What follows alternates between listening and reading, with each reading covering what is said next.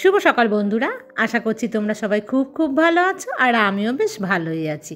আরও একটা নতুন সকাল তোমাদেরকে সাথে নিয়ে শুরু করছি আজকের আরেকটি নতুন ব্লগ। তো বন্ধুরা, আজকে কিন্তু নিচের ঘরে ঘুমিয়েছি আর বেশ কয়েকদিন ধরে কিন্তু নিচেই ঘুমোচ্ছি। ঘড়ির কাঁটাতে দেখেছো 8টা কিন্তু ক্রস করে গেছে। উঠেছিলাম মানে মাঝরাতে জানো তো ঘুম ভেঙে গিয়েছিল, তো অনেকক্ষণ জেগেছিলাম, তারপরে ভোরবেলার দিকে ঘুমিয়ে পড়েছি। সেই কারণে কিন্তু আজকে লেট হয়েছে আমার ঘুম থেকে উঠতে। বন্ধুরা, তোমরা যে আমাকে প্রতিবাদী আর সাহসী দেখতে পাচ্ছ, সেটা কিন্তু আমি একদিনে তৈরি হইনি, ধীরে ধীরে আজ দীর্ঘ 21 বছরে আমি তৈরি হয়েছি। আমি আজকে বিশেষ করে 15 বছর ধরে কিন্তু আছি এই কৃষ্ণনগরে একা একা। প্রথমত আমি ছিলাম একটা বাড়িতে ভাড়া, তখনও কিন্তু আমি এরকম ছিলাম না, একদম অন্যরকম একজন ছিলাম। কিন্তু যবে থেকে এই বাড়িতে আমি এসেছি, আমি আসার সাথে সাথে আমার পারিপার্শ্বিক যে তোমরা দেখতে পাও বাড়িঘর, সবাই মিলে কিন্তু আমার পেছনে লেগেছিল। তো সেখান থেকে শুরু হয় আমার জার্নি, মানে আমার শক্ত হওয়ার জার্নিটা। আমি যেই পাড়াতে থাকি, আমাকে কিন্তু অনেকটা লড়াই করে এই জায়গাটাকে না শক্ত করতে হয়েছিল। আর কিভাবে শক্ত করতে পেরেছিলাম জানো? আমার হাজবেন্ড যে জব করে, সেই জবটার জন্য কিন্তু আমরা অনেক রকম মানে সুবিধে পাই। যে কী সুবিধে, মানে আমাদের বিপদ আপদ হলে সেই সমস্ত থেকে কিন্তু রক্ষা করার দায়িত্ব সরকারের, যেহেতু আমার হাজবেন্ড সেন্ট্রাল গভর্নমেন্টের জব করে। শুধুমাত্র যে সেন্ট্রাল গভর্নমেন্টের চাকরি করে সেটা নয়, আমার হাজবেন্ড যে চাকরিটা করে সেটা কিন্তু দেশকে রক্ষা করার চাকরি। সুতরাং দেশকে যখন তারা রক্ষা করবে, তার ফ্যামিলিকে রক্ষা করার দায় কিন্তু একটা থেকে যাকে সরকারের। তো সে কারণে ধরো আমার কোনো রকম বিপদ হলো, আমি যদি কোনো রকম প্রশাসনের কাছে হেল্প চাই, তারা কিন্তু সবার আগে আমাকে হেল্প করবে। আশেপাশে যত বিপদ হোক তাদের তো করবে অবশ্যই, কিন্তু আমারটা কিন্তু তারা তাড়াতাড়ি তার ব্যবস্থা নেবে। তো সে কারণে আমাকে যখন অনেকেই চেয়েছিল আমাদের ওপরে, মানে আমার হাজব্যান্ডের ওপরে অনেক কিছুই করার জন্য, তো আমি বলতে পারছি না সেই সমস্ত জিনিসগুলো। সেখান থেকে কিন্তু আমরা অনেক রকম সাহায্য পাই, মানে তারা আমাদের সমস্ত বিপদে কিন্তু প্রশাসন আমাদের পাশে ছিল। তো যাই হোক, সে সমস্ত কাটিয়ে উঠতে পেরেছি। আর যেহেতু আমি একা থাকি না বাড়িতে, বিশ্বাস করো বন্ধুরা, এটা যদি তোমরা কোনো দিন এরকম একা থাকো না, ভয় পাবে না। তোমরা কিন্তু একদম শক্ত হাতে দাঁড়াবে। তুমি যদি নরম হয়ে যাও, তাহলে কিন্তু তোমার ওপরে পা দিয়ে দাবিয়ে দিতে পারবে সবাই, ফ্যামিলি থেকে, প্রতিবেশী থেকে, বন্ধুবান্ধব, সমস্ত কিছু কিন্তু তোমাকে পা দিয়ে দাবিয়ে দেবে ভয় পেয়ে। তুমি ভয় পেলেও তুমি শক্ত হয়ে দাঁড়াবে, যাতে সে তোমার সাহস দেখে সে একটু হলেও ভয় পায়। আমার ক্ষেত্রেও কিন্তু তাই হয়েছে। ওই অটোওয়ালা কিন্তু ভয় পেয়েছে, ও ভয় পেয়ে কিন্তু দৌড়ে আমার বাড়িতে এসেছে আমাকে মানে করার জন্য, যাতে আমি কোনো রকম সরকারিভাবে ওকে যেন কমপ্লেন না করি। সেটা বলতে সেই কিন্তু ও অন্যরকমভাবে আমার সাথে উপস্থাপনা করে আবার আমাকে একটু ভয় দেখিয়ে গেল। এটা কিন্তু ওর চালাকি করেছে আমার সাথে, সেটা কিন্তু আমি বুঝতে পেরেছি। আমি একটা কথাই সবসময় মনে রাখি, আমি যদি ভুল না করি, অন্যায় না করি, তাহলে কিন্তু আমি প্রতিবাদ করার ক্ষমতা বা সাহস দুটোই রাখতে পারবো। আর যদি আমি ভুল হই, তাহলে কিন্তু এই প্রতিবাদের দেখবে সুরটাই থাকবে অন্যরকম। তো সেই কারণে কি বলতো, আমি না ভয় পাই না। আমি ভাবি যে আমি তো কোনো ভুল করিনি, আমি যদি ভুল করি তাহলে আমি ভয় পাবো। আমি কিন্তু সাহসটা ওখান থেকেই পাই। আর আমার হাজব্যান্ড আমাকে সব সময় সাহস যোগায়, বলে যে না, তুমি করো, তুমি প্রতিবাদ করো, আমি আছি তোমার পেছনে। কারণ অন্যায় আমরা করিনি, অনেকবার, একবার নয় বহুবার জানো তো আমাদের সাথে ঘটেছে এরকম ঘটনা। রিসেন্ট তোমাদের কি বলবো, আমি এই ব্লগ করছি মাত্র কয়েক মাস আগেও ঘটনা ঘটে গেছে, বেশ বড় সড়ো আকারের, জানো না। আমি কিন্তু তোমাদের সাথে সেগুলো শেয়ার করিনি। মানে আমার মাথার উপর দিয়ে যা ঝড় যায়, শুধুমাত্র আমি ন্যায় আর আমার হাজব্যান্ড পাশে আছে, আর আমার সাথে প্রশাসন সাথে আছে। সেই কারণে কিন্তু আমি না ভয় পাই না, কারণ আমি জানি আমি ঠিক হলে সব কিছুই কিন্তু ঠিক। আর দেখো, ন্যায় কথা তো বলতেই হবে, প্রশাসন থেকে সমস্ত কিছুই। আমি যদি অন্যায় বলি, তারা তো সেটা মেনে নেবে না। তো অন্যায়কে তো কেউই সাপোর্ট করবে না। ন্যায় হলে কিন্তু সবাইকে তুমি পাশে পাবে। প্রতিবাদ করতে গেলে সবাই বলবে যে হ্যাঁ তুমি ঠিক বলেছো, মানে আমি ঠিক কথাটাকে তো কেউ ভুল বলতে পারবে না। তো সেই কারণে কিন্তু আমি জোরটা সেখান থেকেই পাই। আর এই দেখো বন্ধুরা, ভীষণ এক্সাইটেড হয়ে গেছিলাম গো। হাতটা দেখো কেটে গেল শাকটা কাটতে গিয়ে। অনেক দিন পর কিন্তু আমার জানো তো এই বটিদায়ে হাত কাটলো। মনে হচ্ছে টিটানাস নিতে হবে। বিকেলের দেখি যখন যাব একটু দোকানে তখন গিয়ে টিটানাসটা নিয়ে আসবো। আর আমার বাড়িতে সিসি ক্যামেরা বসানো আছে, আগে কিন্তু ছিল না। এই মানে রিসেন্ট 1 বছর হলো যে আমাদের ক্যামেরা বসানো হয়েছে। 1 বছর কি 1.5 বছর, যাই হোক এরকমই একটা হবে আর কি। কারণ খুব অসুবিধা হচ্ছিলো এই ক্যামেরা ছাড়া। আর ক্যামেরা থাকলে দেখবে মানুষ কিন্তু একটু হলেও বিবেচনা করে না, সে ধরা পড়ে যেতে পারে। তো সেই কারণেই কিন্তু ওটা বসিয়েছি, নাহলে আমাদের মতন ফ্যামিলির কোনো কিন্তু ক্যামেরা বসানোর কোনো প্রয়োজনই নেই। আর এই দেখো বন্ধুরা কি অন্যমনস্ক হয়ে যাচ্ছে আজকে। দেখো কড়াইয়ের মধ্যে তেল দেওয়া ছিল আর আমি তার মধ্যেই রসুন বসিয়ে দিয়েছি, কিন্তু আমি গ্যাসটাই অন করিনি। মানে আজকে না কাজ করছি ঠিক কথাই, সমস্ত কিন্তু আমি অন্যমনস্ক হয়ে যাচ্ছি একদম কাজ করতে করতে।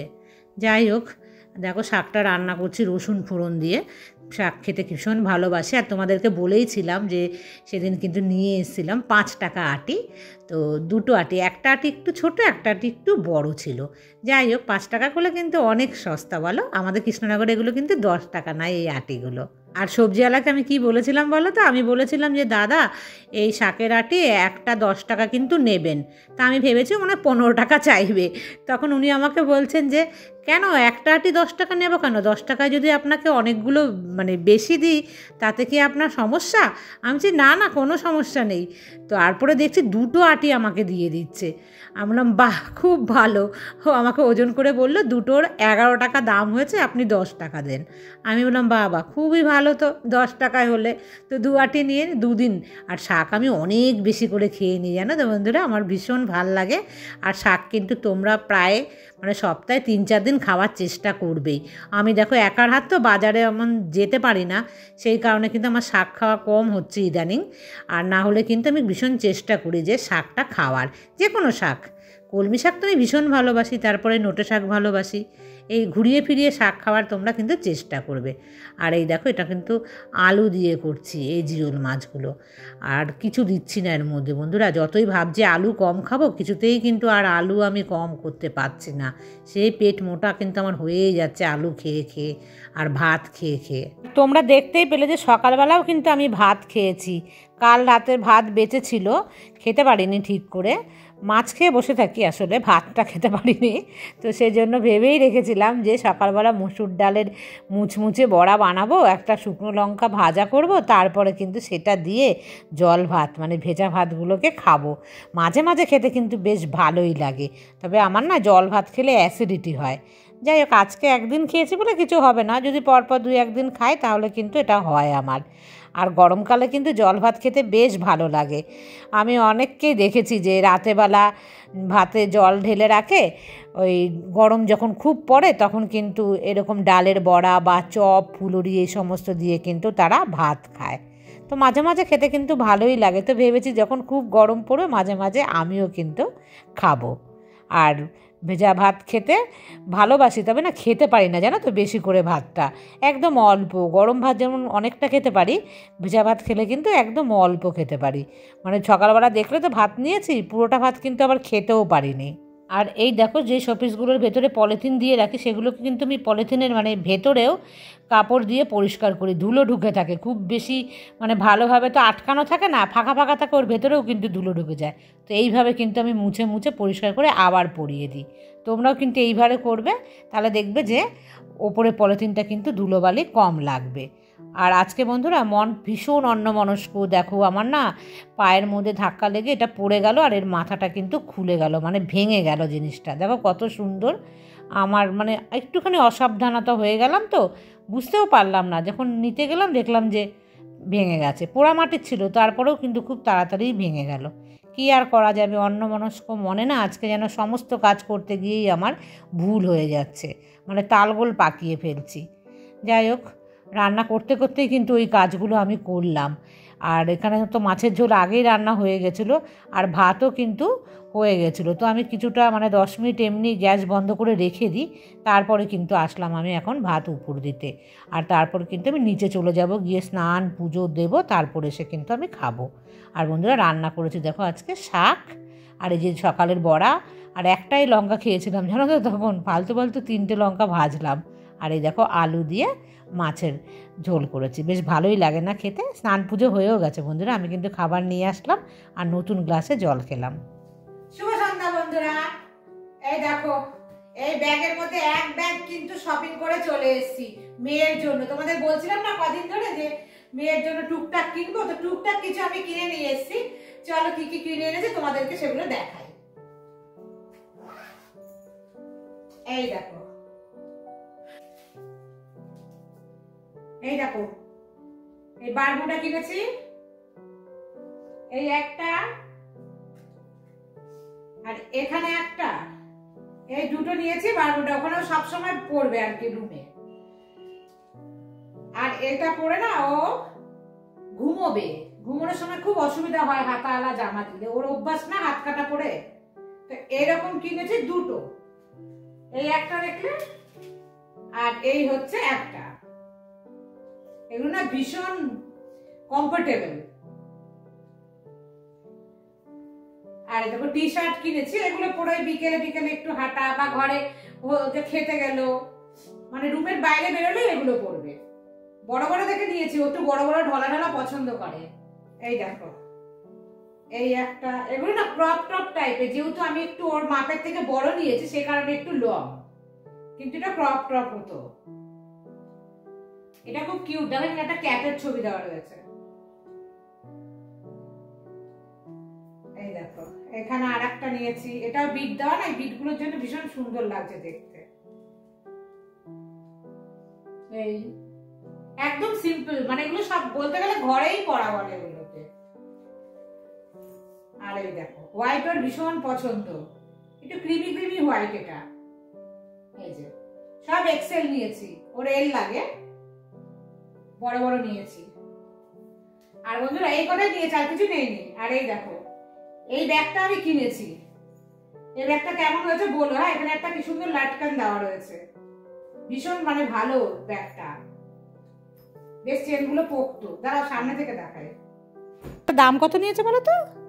এই দেখো 599, কিন্তু ভীষণ ভালো এবং পোক্ত ব্যাগ, সেই কারণে কিন্তু আমি ব্যাগটা এত দাম দিয়ে হলেও নিলাম। কারণ কোনো জিনিস নিতে গেলে যদি ব্যাগ ছিঁড়ে যায় খুব অসুবিধায় পড়ে, আর দুদিন পর পর ব্যাগ কেনা তার থেকে একটু দাম বেশি দিয়ে কেনা আমার মনে হয় ভালো। আর এই লাটকানটা আমার ভীষণ পছন্দের। আর এই দেখো মেয়ের জন্য কিনেছি, নিয়ে যাব এটা অবশ্য, এটা বুঝতেই পেরেছো কি খেজুর, 2 প্যাকেট খেজুর, মানে 500 1 কিলো খেজুর নিয়েছি। তো মেয়ের জন্য নিয়ে যাবো, দেখি সম্ভব হলে দুটোই নেবো, আর না হলে একটা তো অন্তত নেবই নেবো ওর জন্য, আর একটা না হলে আমার কাছে থাকবে, কারণ আমি কিন্তু দুটো একটা করে ব্রেকফাস্টে খাই। চোখ মুখ একদম দেখো কালি পড়ে গেছে, রেস্টুরি নিয়ে আজকে একটু চলে গেছে কিনতে, রোজই কিনবো কিনবো করছে কিন্তু কেনা আর হচ্ছে না। আর ওর বাবা আসবে ভাবলো যে তখন কিনবো, কিন্তু ওর বাবা বলছে আস্তে আস্তে দেরি হবে, কি করব না করব। তো আমি টুকটাক কিনে নিয়েছি, তবে এখনো অনেক কিছু কেনাকাটা বাকি আছে, যদি ওর বাবা আসে তো তখন কিনবো, আর না হলে 2-1 দিন পর আমাকে কিন্তু কিনতেই হবে। তো বন্ধুরা আজকের মতন তাহলে এই পর্যন্তই রাখছি, আবার দেখা হবে নেক্সট ব্লগে। ততক্ষণ তোমরা সবাই ভালো থেকো, সুস্থ থেকো, সাবধানে থেকো। আর এখন সন্ধে কিন্তু হয়ে গেছে একদম, মানে সন্ধে পুজো দেওয়া কমপ্লিট আমার, আর এখন ঘড়ির কাঁটাতে বাজে 6:45। তো টাটা।